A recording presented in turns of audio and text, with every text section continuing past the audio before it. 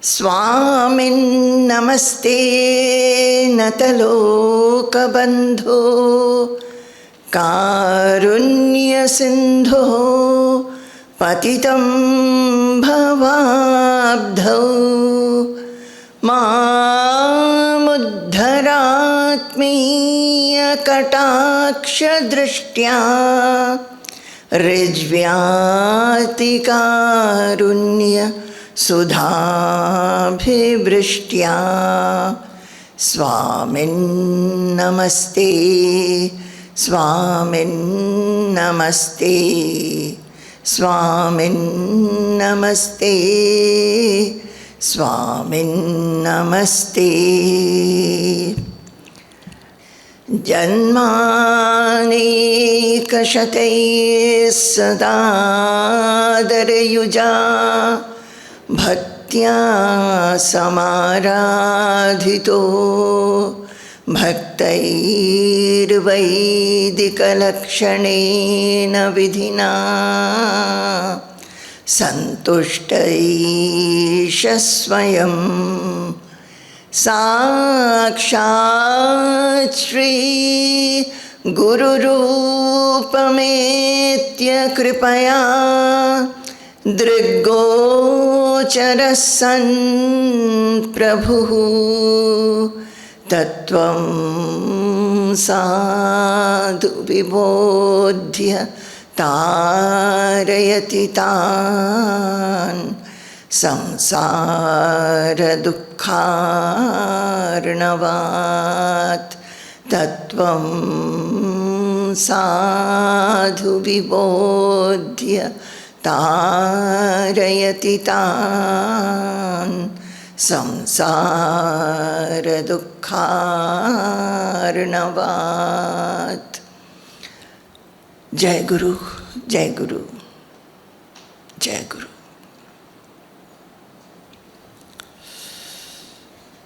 So, again, we are with the Prabhata Rashmih talks. Last day,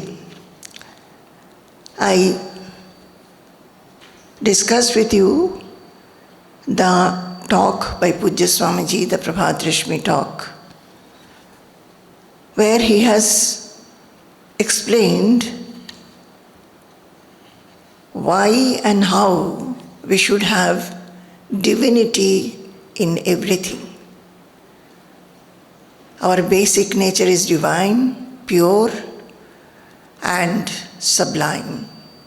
We must be able to feel that divinity always through our thought, our speech, our activities, our interactions, our everyday work.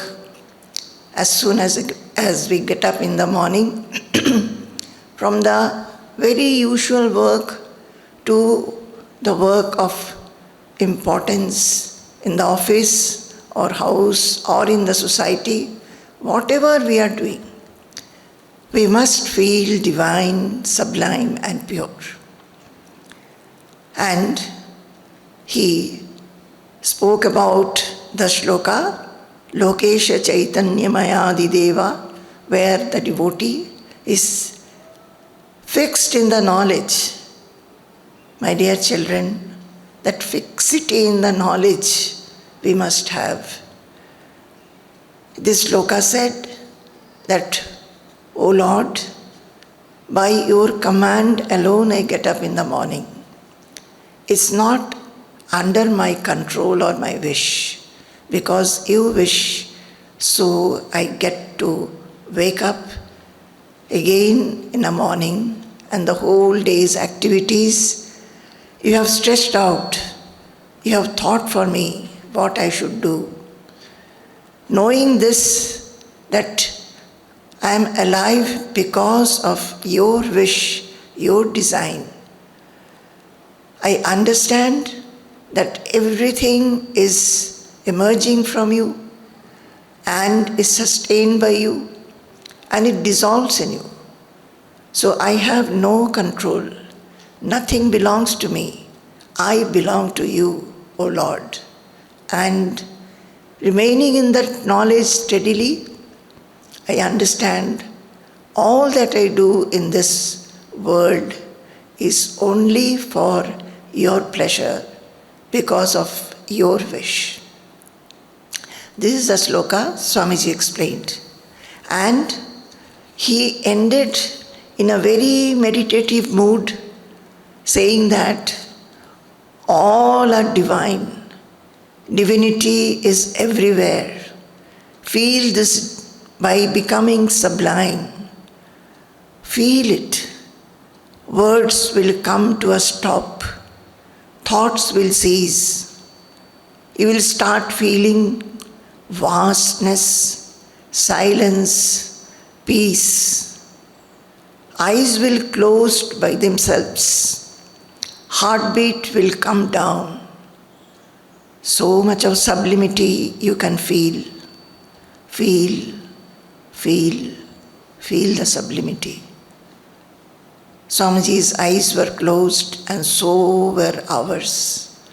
And as he spoke, our minds went deep inside us, within us, and was fixed within ourselves, getting united with our own self.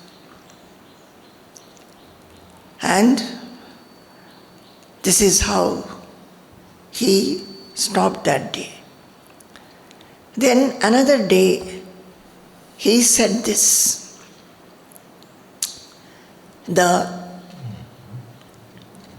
heading given is Self-generated Benediction. And Swamiji spoke on that day, 18th June 1997. So many years back. And if we think, and if we look into ourselves, we'll find relentlessly the same thing he is telling us over and over and over again. His whole aim is to tell us, the Sadguru's role is to tell us that essentially we are divine. I am the self, not the body. And everywhere is the same self, the same divinity. As is God everywhere, pervading everything, He is inside us. And I am that divine. So, on 18 June 1997, Swamiji said this. In human life, we have some additional possibilities which the animals do not have. Love is an emotion which perhaps all creatures have. Similarly, its opposite emotion, hatred, also they have. But there is one emotion, bhakti, in which the human beings alone have a distinct possibility. Everything else God has given us, but bhakti we will have to generate ourselves. All our emotions God has given us, but bhakti towards whom? Towards Him. We have to generate ourselves. We may have it, we inherit it, but what is real bhakti? That we have to generate. Bhakti is generated when we think of the supra-worldly power, presence or truth called God. Bhakti is generated when we think of the supra-worldly power, the supreme power, universal power, the presence or truth called God. That is, when we think of God, not the God in the idol. What God really is. Who is He? What is His relationship with us? What do we know about Him? Why should we love Him? Why should we be devoted to Him? Why should our devotion and reliance on Him should increase? Why should we develop them?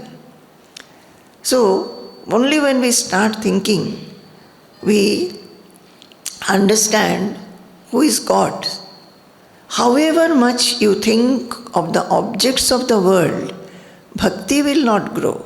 See, we are in the midst of the objective world. So many things are there. And all our senses are perceiving these objects. We hold on to them. We want them. But all these objects, they mostly, what do? They develop desire in us, develop a feeling or wish to possess them. But bhakti does not develop by thinking about the worldly objects. However much you think of the objects of the world, bhakti will not grow. To generate bhakti, you have to think of the causeless cause behind the manifest universe. If you really have to have bhakti, we all feel we are bhaktas and we have bhakti. What is our bhakti? To go and pray to God, thinking that He has some power, worship Him, pray to Him, give puja to Him, and then ask for the welfare of our family, children, and giving us good health, everything that we wish, we pray for that. But the bhakti will be generated, what is called bhakti. You have to think of this causeless cause behind the manifest universe. You must, when we worship, we just worship and we are mostly thinking of the procedure of the worship. We will light a lamp, take bath, light a lamp, light incense stick, pluck some flowers, offer the flowers, maybe some fruits or some sweets we will offer to the idol, go to the temple and do pradakshinam. All these we think is part of bhakti. But while doing so, if we think about who has created this universe where I am, myself with my body, who is living in this earth, who has created that? That causeless cause. We must think of that, at least have some feeling that, oh, how this everything has come about. People think they have made the temple, they have put the idol, and they are doing the worship. But where is everything being done? It is on the earth. Who has made this earth? Where from earth come about? All these thoughts do not come to us naturally. So, what is the role of a Sadguru? Sadguru will make us think. That is why he becomes the Guru. We start doing worship. We go to God or we just worship God just mechanically along with the rituals that we have been told. From the heart we feel devotion also. But he makes us think, introspect. So Swamiji in this Prabhata Rashmih is telling us, however much you think of the objects of the world, bhakti will not grow. Say even in the worship, we'll think of the objects of the world. What are those? Flowers, lamp, then oil, wick with which you light the lamp, and then some nivedyam. Our process of the puja, some shlokas, our mind will be only with those things. It doesn't connect us to the source from where all these things have come. So, he says, bhakti will not grow. To generate bhakti, you have to think of the causeless cause behind the manifest universe. This universe is manifest with so many variety of things. So we must think, who is behind this? who is that cause, who is causeless. This supra-worldly source of everything is called God in religion, truth in philosophy, and self in spirituality. So in religion, we say it is God who has created it. In truth, in philosophy, we say that this is the supreme truth. And in spirituality, we say this is the self. Only when our mind ruminates or contemplates on this ultimate presence, bhakti grows. So bhakti doesn't grow otherwise. So what did Swamiji say? This supra-worldly source of everything is called God in religion. Normally, people say God is all-pervading and we are worshipping God. So in religion it is God. Truth in philosophy and self in spirituality. In Srimad Bhagavatam, that oft-quoted verse is there, Vadanti tat tattva vidaha tattvam yat jnanam advayam Brahmeti paramatmeti bhagavan iti shabdyate.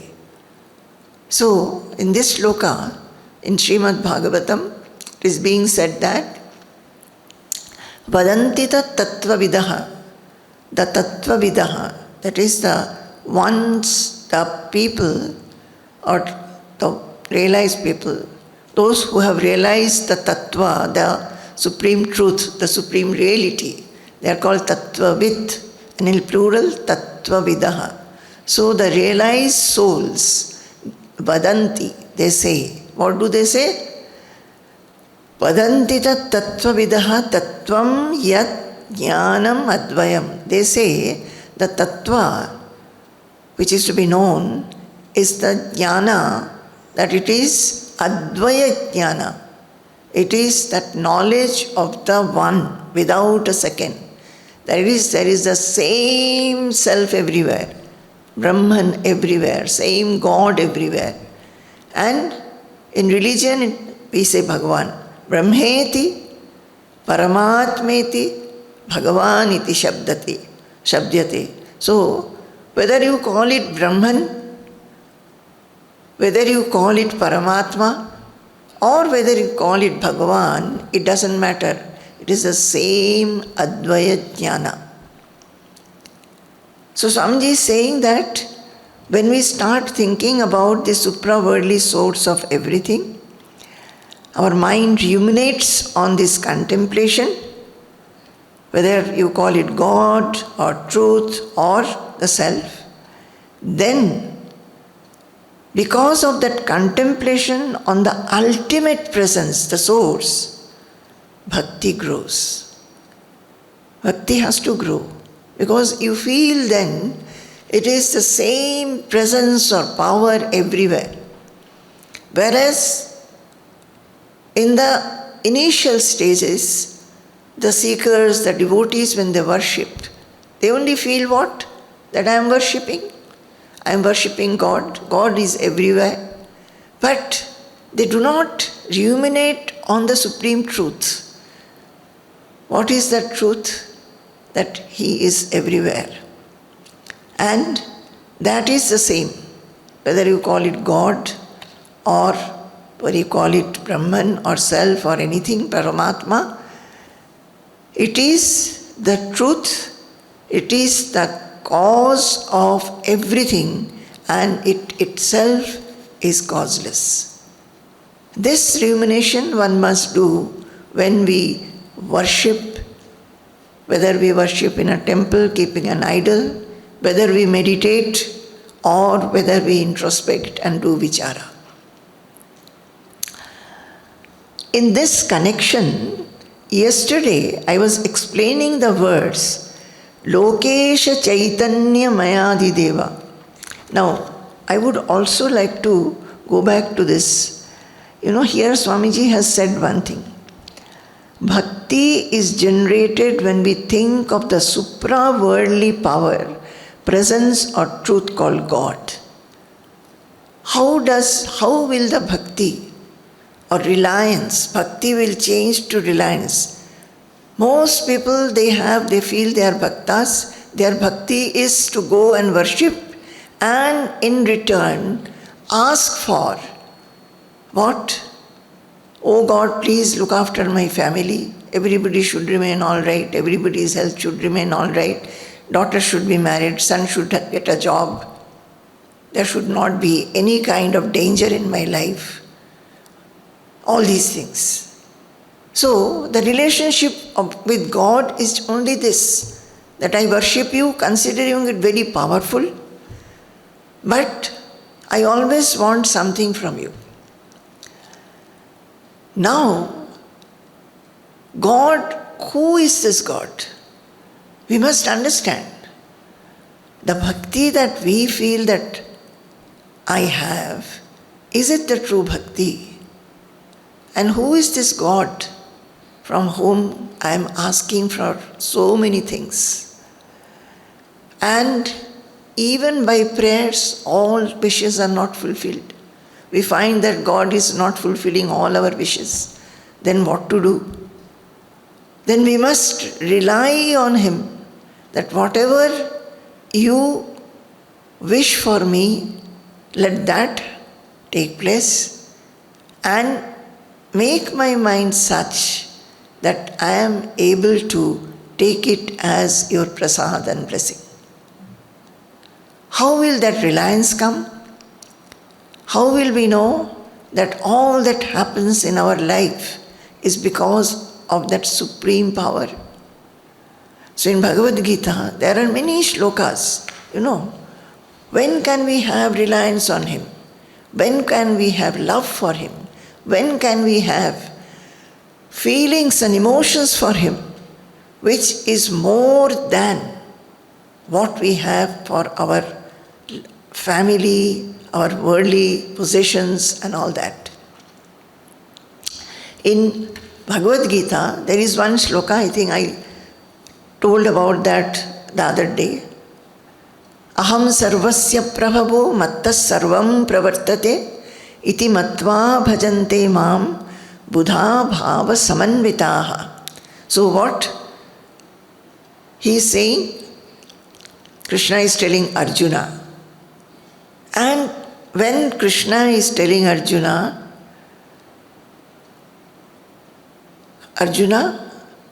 what had happened to him? He was grief-stricken. He was fearful. He had spent so many years preparing for the war of righteousness, because the cousins, Duryodhana and the brothers, they were not righteous. And now they have, in this Kurukshetra war, they are face to face. The war is about to start. Krishna is the Sarathi or the charioteer of Arjuna's chariot. At that time, looking at the soldiers on the opposite side, which consisted of common soldiers and many of the kings and all the brothers of Duryodhana. So he felt that, and of course, Bhishma and Dronacharya, Bhishma being the grandfather and Dronacharya the teacher, from whom Arjuna has learned archery. So he became very nervous. He felt, this is not right. How will I kill all my near and dear ones? What is the use of killing them and then having the throne? He started feeling like this. You know the story. So he was grief-stricken. He sat down. He just could not fight anymore. And that is how. And he wanted Krishna to guide him. He said, my mind is confused, deluded. It is very constricted. I am not understanding the purpose of this war now. So please guide me as a guru will guide a shishya for the greatest good, auspiciousness in life. Please guide me. So that is how the Bhagavad Gita started. Krishna is telling in step by step. And in no time, Arjuna listened with so much of focus And as he listened, so he did manana. He had no time to sit anywhere and do meditation. He had no time to do more and more introspection. He had just to take and receive all the message, all the knowledge which was being revealed by Krishna. So here Krishna is saying that Aham sarvasya prabhavo mattas sarvam pravartate iti matva bhajante mam buddha bhava samanvitaha. He says that the Supreme, I the Supreme, am the source of everything. From me alone all are activated. So God, the Supreme, here Krishna is saying I, because of what? Because this Tattvavidaha, the one who have realized the self, one who have realized the supreme knowledge that I am the self, I am Brahman, they become Brahman. Brahmavid Brahmaiva Bhavati. So, Krishna himself, he has realized the self. He is beyond all affectation, all grief, all fear. From that level he is teaching Arjuna. So, he is the Supreme himself. So he is saying, I the Supreme, I am the source of everything. From me alone all are activated. So what do we think about this? That everything in this universe, I am coming back to this sentence, that you have to think of the causeless cause behind the manifest universe. So who is this causeless cause? The Supreme itself, the Supreme Power. It has caused this universe, and because of its power, everything here in this universe is activated. And in the second line it says, knowing thus, the wise people worship me with all their feelings and emotions. So those who are wise, who are knowers, they have known this truth, they worship with all feelings and emotions, remembering that what? This whole of the universe has emerged from the Supreme. So, my dear children, this one sloka, what do we understand? We understand that when we are worshipping, every one of you is worshipping, most of you. You have your devotional routines in the morning, spiritual routines in the morning. In that worship, just introspect and see, like this knowers or the wise people, are we relating ourselves, are we thinking of that Supreme who has created this universe, who has activated everything, and because of that activation, I am worshipping. My body is active. If I am chanting, my mouth, my tongue, they are active. If I am hearing these chantings, my ears are active.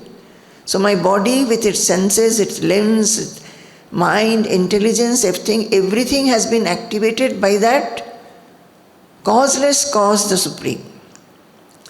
So these things we have to, as a worshipper, we have to progress in bhakti by thinking,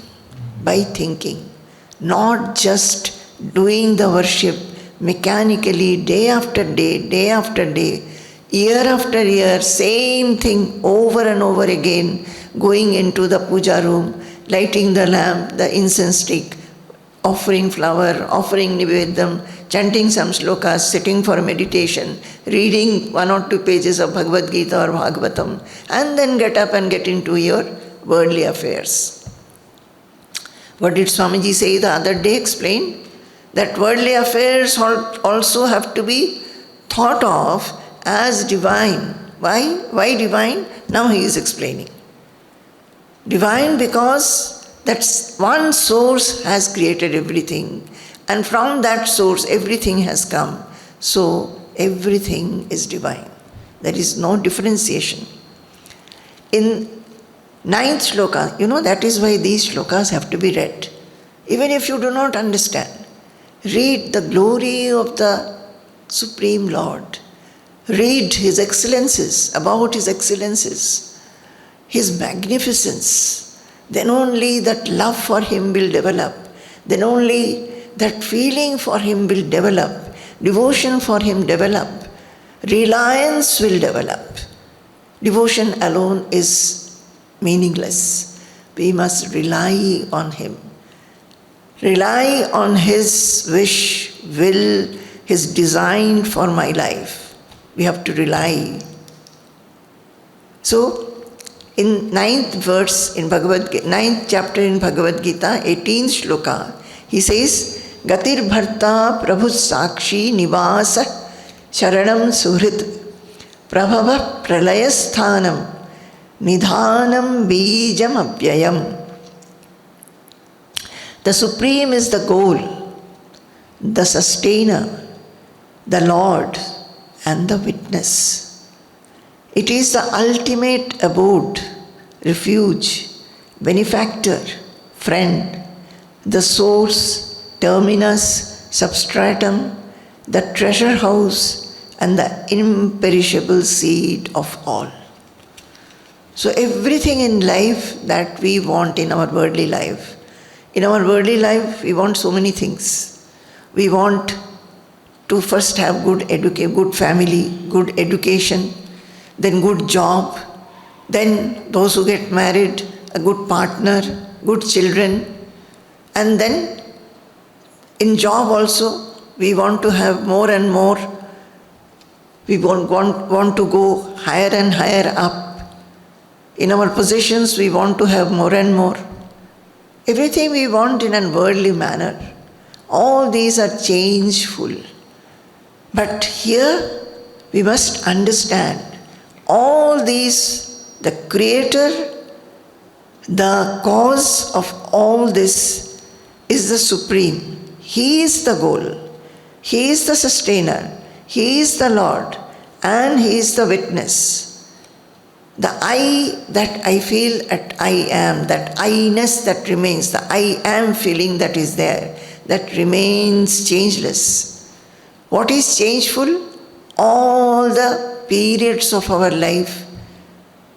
The mind changes, body changes, intelligence changes, everything. All that has happened in our life, it is only changed. Changes have taken place in our lives.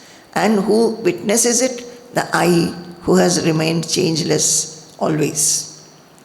So, the Supreme is the ultimate abode. That is the refuge. We want to have something which is not changing.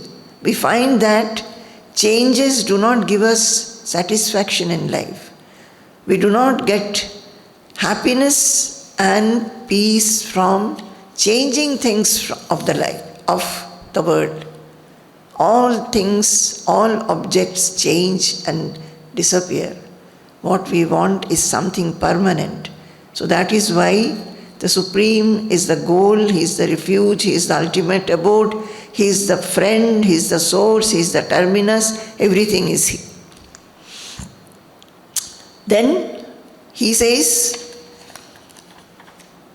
I'll take one or two. In Bhagavad Gita there are many slokas. You can take these slokas of 7th chapter, 5th sloka, 4th sloka. Bhumi rapo nalo vayuhu kham mano buddhi revacha ahankareti yamme bhinna prakriti rashtadha apareyamitastvanyam prakritim vidhi me param jiva bhutam mahabaho yayedam dharyate jagat.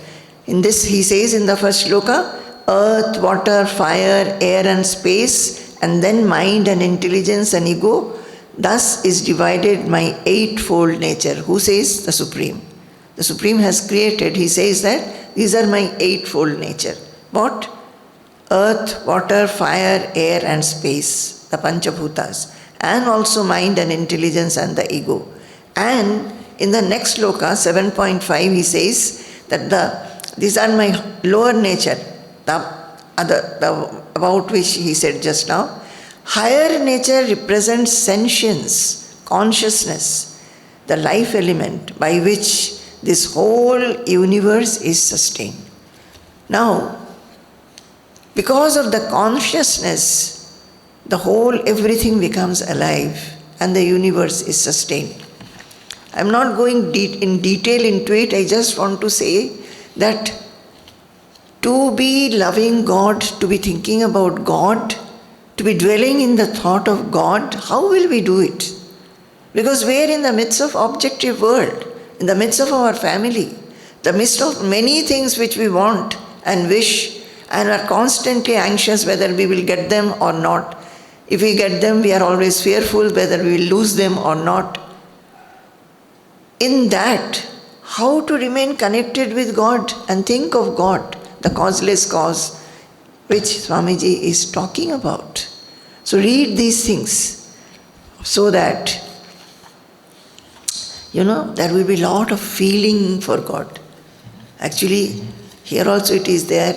Then there is Srimad Bhagavatam, where so much of devotion is generated by just reading, chanting, and understanding the description of who is God. See, in 11th chapter it says,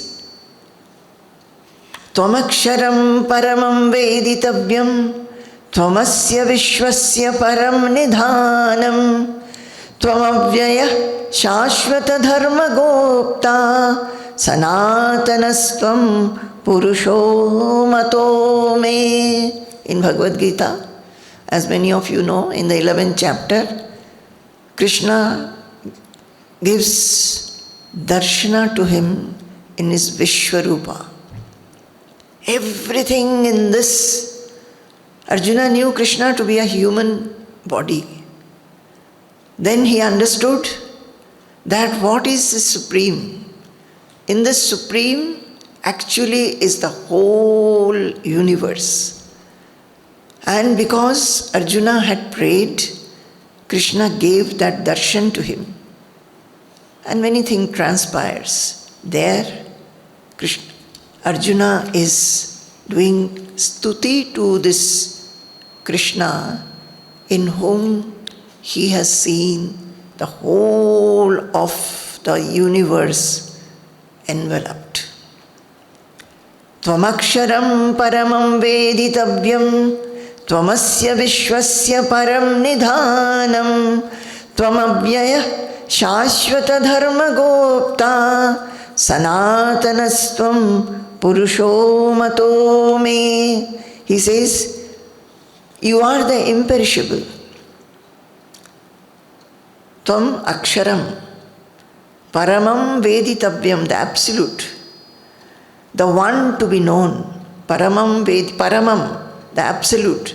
Veditavyam, the one to be known. Tvamasya vishwasya param nidhanam. You are the support and refuge of the universe. If he is so, how foolishly we think we are the refuge of our children or our near and dear ones. How foolishly we think. That is why we should read them, chant them with feelings, with bhava, understand them, assimilate it. He says, you are the imperishable, you are the absolute, you are the one to be known. You are the support and refuge of the universe. You are inexhaustible.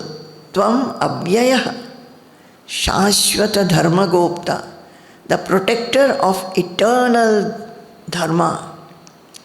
Sanatanastvam purusho matome, you are the ever-present Purusha.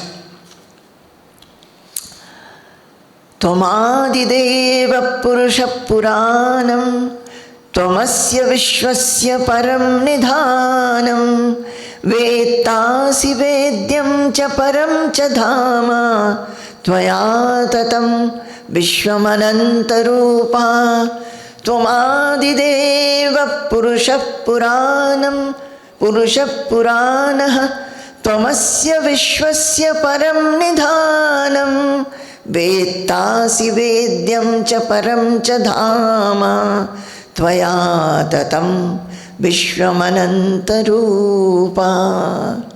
You are the foremost Deva, Tvamadi Devaha. Purushaha, the Purusha, Puranam, the ancient. Tvamasya Vishwasya Param Nidhanam. You are the refuge of the entire world. Again he says, Vettasi Vedyam Cha Param Cha Dhama. You are the knower, the knowable, as well as the supreme abode. O the infinite, Vishwamanantarupa, O the infinite, by you is this universe pervaded. Are these only shlokas? Are these only shlokas? They are to be chanted. You chant it in any manner, in your own tune, but chant them, feel them. Because these lines, these words, they will ring in you and make you get spread into the whole universe. We are such a small speck, my dear children, but we have so much ego. I. Actually, we are divine. We are divine. The God is within us. The sublimity, the purity. I'm the self. That thought must constantly, ring in our every cell. Every cell. How will it come? We are not habituated. We have not been taught this. And now, when we come to know, we should dwell on these thoughts and see the divinity everywhere. Vayuryamogni varunashashankaha prajapatisvam prapitamahasya namo namastestu sahasrakritvaha punascha bhuyopi namo namaste. My dear children, I get horrification. This feeling that everywhere He is, and wherever I look at, it is He and He alone. Then what will I do? When I go to the temple, in front of the deity, I do Namaste, Pranam. And when we understand, we feel that everywhere He is, what is that person supposed to do? Namo namastestu bhuyo namaste. Vayuryamognivarunashashankaha prajapatisvam prapitamahasya namo namastestu sahasrakritvaha punascha bhuyopi namo namaste.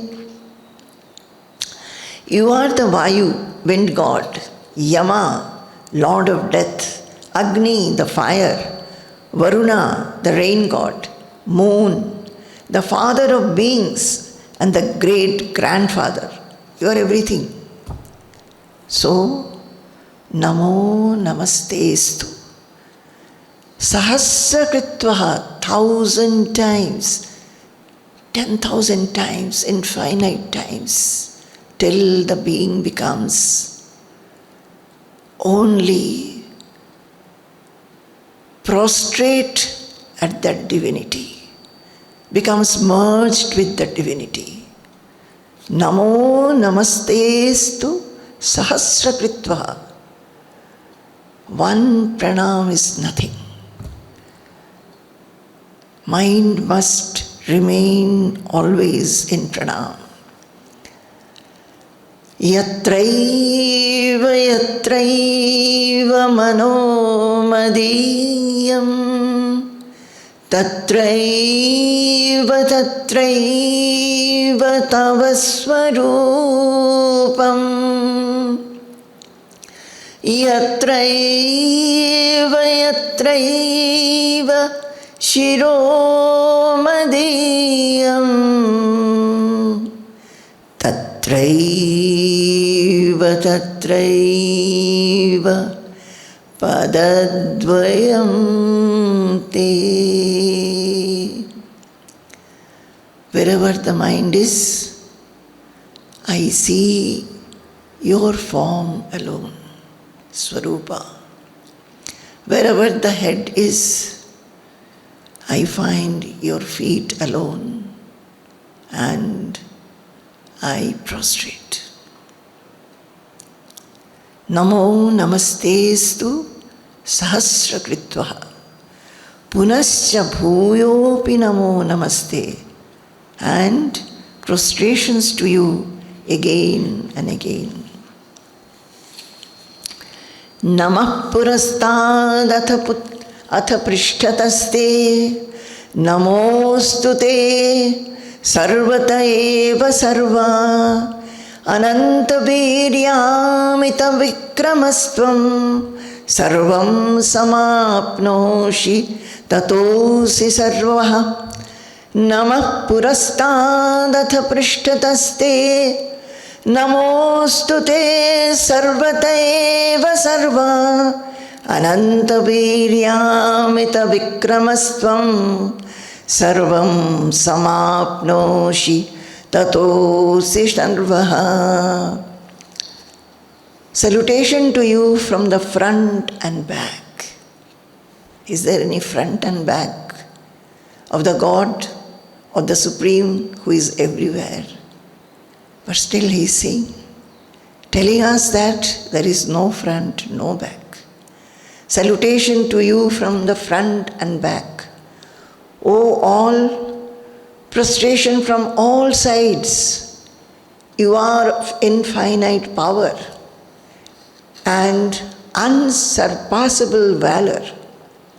You pervade all things and therefore you are all. You are everything.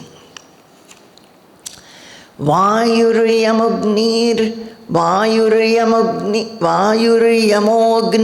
varunasya shankaha prajapatisvam prapitamahasya namo namastestu sahasrakritvaha punascha bhuyopi namo namaste. Vayuryamognir varunasya shankaha prajapatisvam prapitamahasya namo namastestu sahasrakritvaha punascha bhuyopi namo namaste. Namah purastadatha prishtatasve namostute sarvata eva sarva ananta viryamita vikramastvam sarvam samapnoshi tatosi sarvaha. You are all. My dear children, this is what. He is everywhere, every time, in all moments. We have to remember this only very simple thing. And that is what we forget. We forget completely. So, Swamiji says that this supra-worldly source of everything is called God in religion, truth in philosophy, and self in spirituality. Only when our mind ruminates or contemplates on this ultimate presence, bhakti grows. In this connection, yesterday I was explaining the verse, Lokesha Chaitanya Mayadi Deva, If you contemplate on the meaning of this verse throughout the day, while doing everything you have to do, you will find it generates so much of bhakti and sublimity in your system. What was the shloka? The shloka will just tell the meaning. The devotee is praying to God, calling out to God, calling Him with various names. Lovingly and devotionally he calls out. And he says that, O controller of the worlds, who is the nature of consciousness and the first of all gods, O Mahavishnu, the consort of Shri, waking up by your command in the morning, we undertake this voyage in the world for the sake of your pleasure alone. We wake up by your command. My eyes open not with my command, it opens by your command. And knowing this, that it is you who is making my eyes open, involuntarily it opens. I understand you are the source of my life. And knowing this, we undertake this voyage in the world for the sake of your pleasure alone. So getting up in the morning by your command, seeing that the whole day is full of work, whatever it is, I do everything very well for your pleasure alone. This was the shloka which Swamiji discussed the previous day. So he is saying, if you contemplate on the meaning of this verse throughout the day, while doing everything you have to do, you will find it generates so much of bhakti and sublimity in your system. If you think you are living for or doing something for a particular individual, husband, wife, mother, son, or family, your mind and heart will remain constricted. So, in the last talk, while he was explaining this shloka, he said even the very usual work or the usual chores that we do, brushing the teeth, taking bath, wearing dress, taking food, walking, talking, everything, we should connect to God. Think that everything is divine. It is willed by Him alone. Instead of that, when we do something, if we think that we are doing the work only for a particular individual, and mostly it is so, we feel we are doing for the family, for the son, for the wife, for the daughter, parents, or the boss. We think like this, then the heart remains constricted. Such a dedication will not be able to generate much of loftiness and sublimity. One may be dedicated to the family, devoted to the family fully, doing everything that is necessary for the family.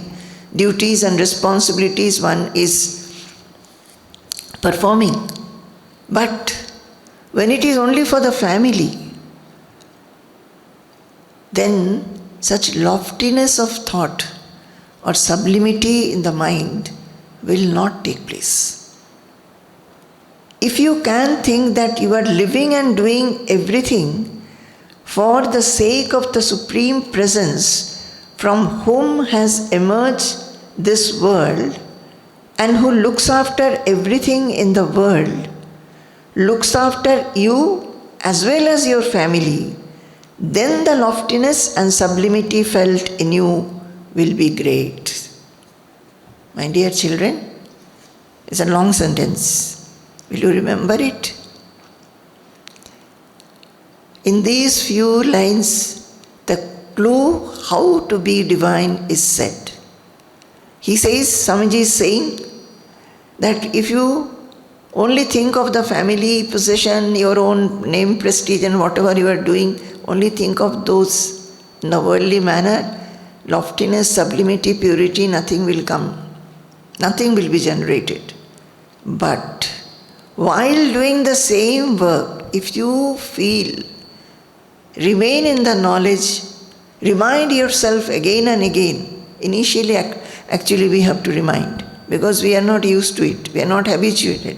Initially we'll have to remind ourselves. Then it becomes our own. Like a mother, when she gives birth to a child, first few hours, maybe 1 day or 2 days, she will think, oh, I have become a mother. After that, she never has to be told that you have become a mother. She never has to remind herself also. She will do everything that is necessary for the child, what a mother should do. Similarly, initially we have to remind ourselves, and then it becomes our own system. It becomes part of us. It becomes stable in us. The divinity becomes stable. Even when we are doing work for the family, parents, children, or anything, office, boss, we will feel that they themselves have been created by God. I have been created. Everything else is being created. I belong to God.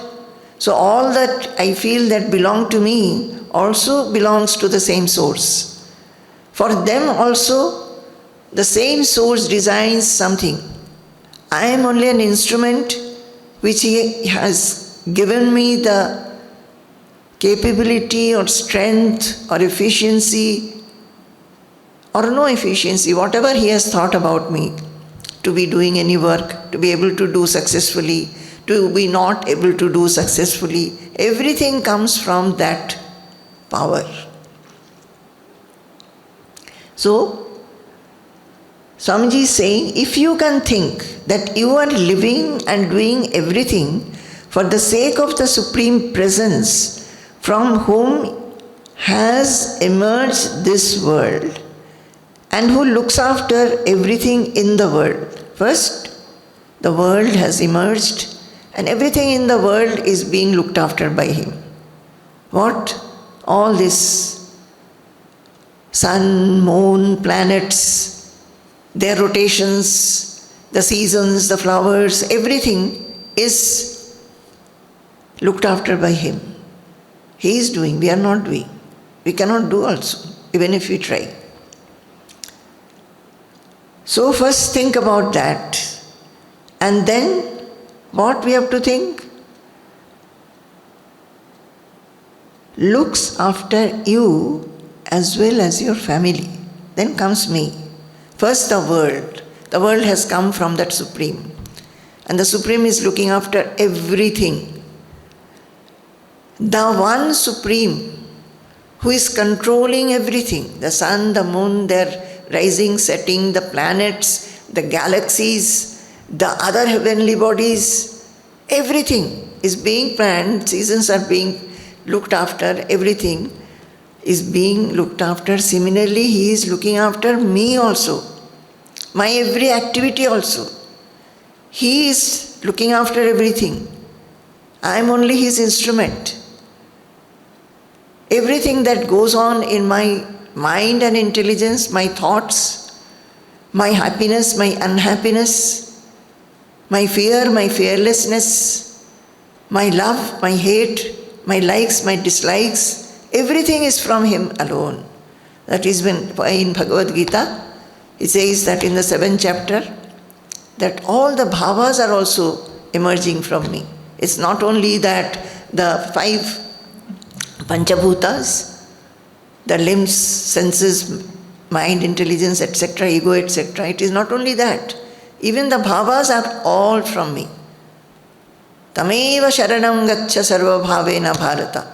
He says ultimately that with all your bhava, all the bhavas in you, the pure bhavas, impure bhavas, your intensity in your spiritual journey, your lack of intensity in the spiritual journey, your lethargy in spiritual journey, your too much yearning for spiritual journey or anywhere.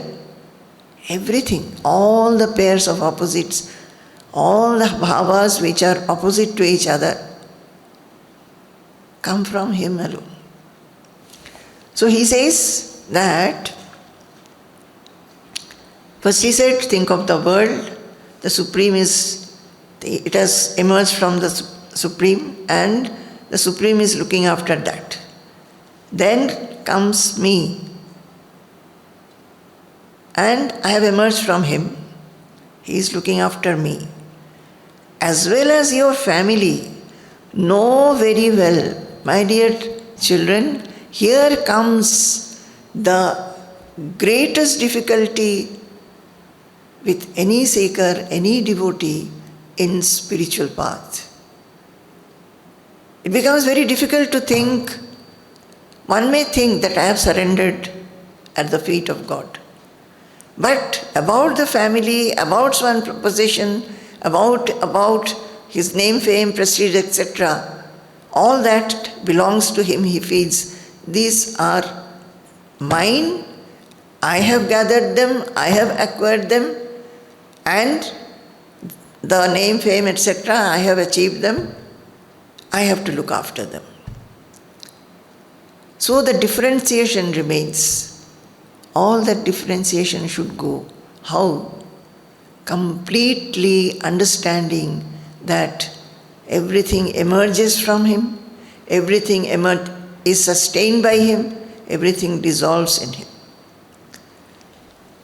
Then, so if you can think like this, then the loftiness and sublimity felt in you will be great. So what should a spiritual seeker do? Swamiji is telling us this. He is constantly exhorting that think like this, think like this. In this whole world, when you get up in the morning and do your work, you interact. Think in this manner. Make a habit of thinking, habit of introspecting. There is no limit to the sublimation you can generate by such contemplation. Then he comes to, there is another verse I heard from Ma. Last session I was telling you that when Swamiji inspired me to learn shlokas, I got hold of many books of shlokas. And this Lokesha Chaitanyamaya shloka also I got in one book. And this shloka also, about which Swamiji is telling now, I got in that book. And this touched me a lot. Prithvi sagandha sarasa tathapaha sparshi cha vayurjvalitam cha tejaha nabhassa shabdam mahata sahaiva kurvantu sarve mama suprabhatam. The book that I had got, there were 3 shlokas which ended with Kurvantu Sarve Mama Suprabhatam. So it touched me so much, So I learned them and every morning I would sing them. I felt that just I could feel everything in the whole atmosphere, the divinity and purity, and as if the whole thing, the whole divinity is also making me divine. Kurvantu sarve mama suprabhatam. Later, Swamiji made it. Swamiji said that mama suprabhatam, it's a prayer only for oneself. So let us change it to sarve picha suprabhatam. So we now sing it in this way. Prithvi sagandha sarasa tathapaha sparshi cha vayur jvalitam cha tejaha nabhas sashabdam mahata sahaiva kurvantu sarve picha suprabhatam.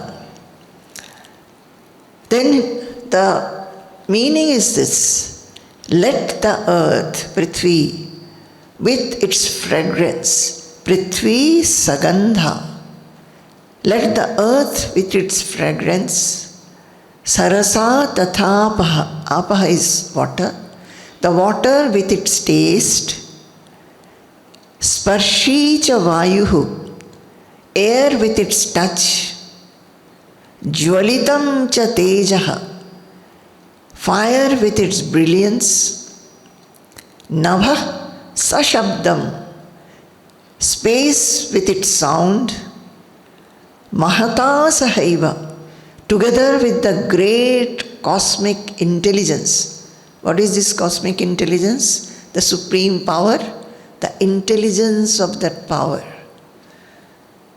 Who knows how to create this universe, how to run it, how to create various creatures, living forms, say the human being, how in the womb of the mother the fetus should grow, all the things as a small child, a small, normal, healthy child should have.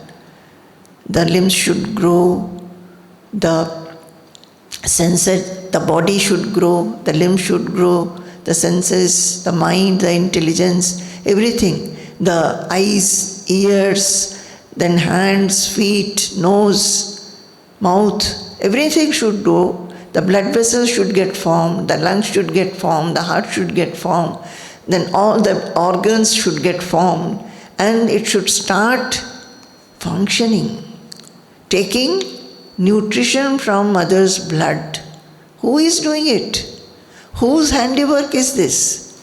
Is it ours? It's not. My dear children, when we start thinking, we should not remain just a devotee going to a temple and just praying and asking for blessings. We should think, who is doing this? And feel that presence. Feel that magnificence, the glory, the excellence, the supreme excellence with which He runs this universe.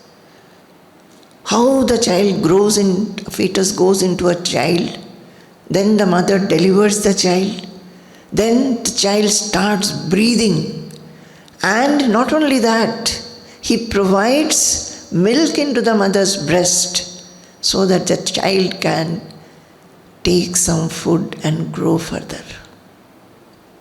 Who does all these things? So that is that cosmic intelligence. Mahata sahaiva kurvantu sarve mama suprabhatam. So chanting this, I think this is also there in our morning prayers. Every morning we get up with lot of tension, lot of thoughts crisscross, lot of anxiety, sometimes depression, sometimes lot of indifference, sometimes grumbling, sometimes not feeling like doing anything, lethargic, not finding any purpose in doing anything in this world. But what a beautiful thought is this. Acknowledge the presence of the Supreme Power, His intelligence, and the elements with which He has made this universe vibrant, going round, round, round, round, round. Perfectly, perfectly.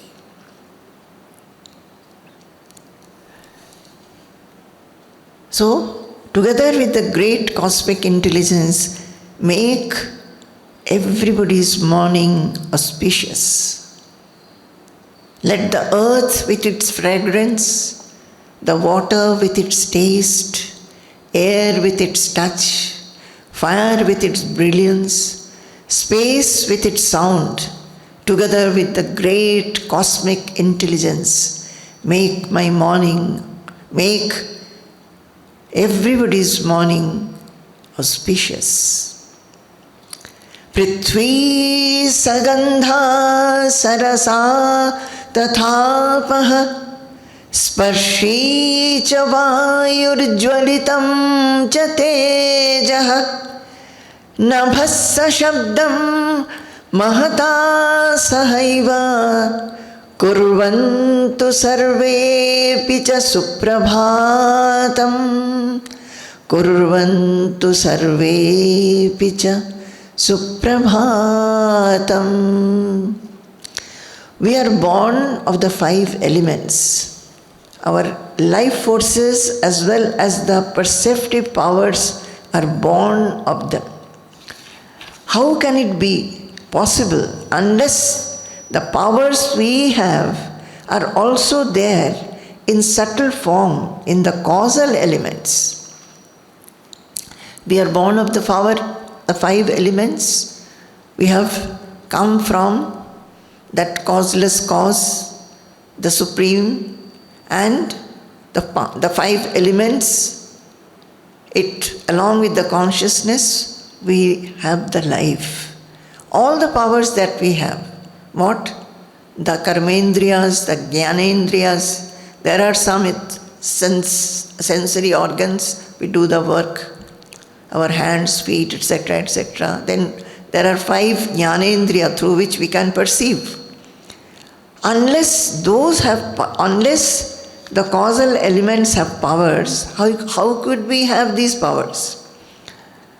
Not only that, our life with all the activities, breathing, speaking, hearing, seeing, tasting, walking, thinking, is possible only by the grace of these elements. Only because these elements have this power, we are able to do all these things. Breathing, speaking, hearing, seeing, tasting, walking, thinking. The earth must emit fragrance. The water must remain life-giving. The air should remain soothing and refreshing. The fire should continue to burn well with its purifying power. The space around should not get polluted with harmful vibrations. And above all, the cosmic intelligence must protect and guide us well. Only then our life on earth will be led to auspiciousness. So, we are praying to all this. Prithvi sagandha sarasas tathapaha. We are saying that I understand the presence of all of you, how you influence my life. I have got up by the command of the Supreme into this day, and the day's work is ahead of me. But let not only mine, everybody's morning be auspicious by remembering all of you. Because you exist, I also exist. This thought. We have to change our thought process. We have to think differently. We have been growing up not thinking these. Now, at least when we are at the feet of a master who is telling us constantly, relentlessly, let us change, let us transform, let us change our thought process into divine thoughts, speech into divine speech, actions into divine actions, interactions, whatever they may be, good or bad. Divinity we should find as substratum for everything. Ascetics generally live in solitude. Imagine Bharadwaja, Valmiki, Vedavyasa, Angiras and others who lived in forest environment. Nobody comes there to wish good morning. The ascetic wakes up with such a universal benedictory thought and enjoys benediction himself. The benediction of such self-addressed prayers is unfading. Actually, I missed one para, where after the sloka, Swamiji has said, we generally do not have anything like wishing good morning to people. We traditionally greet each other saying Namaste or Namo Namaha. In this verse, we have a more elevated kind of greeting, a self-addressed greeting. We do not look for anybody else to greet us. We make the Panchabhutas, the 5 constituent elements of the universe and the cosmic intelligence, greet us through our own prayer and sankalpa. That is, generally the custom is we say good morning to each other. Here what are we doing? We are getting up in the morning and looking at this huge universe. We are greeting them and being greeted by that and praying what? Let everybody's morning be good and auspicious. Do not look outside always for inspiration and encouragement. So before that, I connect up here. Swamiji is saying, ascetics generally live in solitude. So he talks about all the rishis who stay in the forest. So nobody comes to say good morning to them. So what the ascetics do? They get up in the morning and this is what they do. That is inspiring everybody. Swamiji is saying, just like the ascetics do, they look at the whole universe and be greeted with the 5 elements and pray. So should we do in the morning.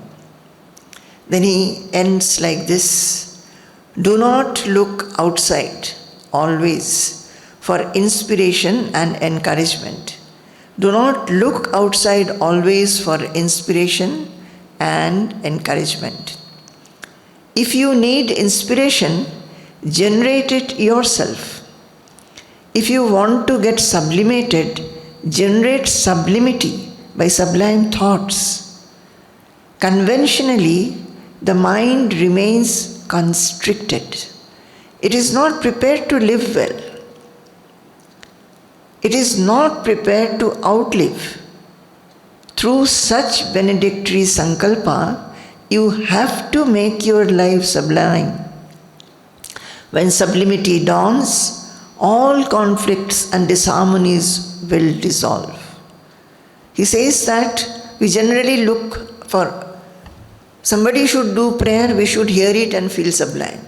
Some bhajan should go on, we'll hear that and feel sublime. Swamiji is saying that you generate it yourself by your sublime thoughts, remembering these kind of slokas. Generate it yourself and feel sublime. And conventionally, the mind remains constricted. As I said, the mind remains constricted. We get up with so many other thoughts. That has been the habit. It is not prepared to live well. Mind is not prepared to live well by thinking of sublime thoughts. It is not prepared to outlive also. Whatever it is following as habit, man is not able to outlive that also. What is that? What it is saying? Generate your own sublimity. Somebody was saying that I get up in the morning, that I put on the YouTube, bhajans are there, so I will feel sublime. I feel very good. That is one way, no doubt. For how long? How long? Generate your own sublimity by thoughts. Thoughts. Maybe the words of the bhajans you may remember and sit and remember it. Look at this vast universe and become sublime.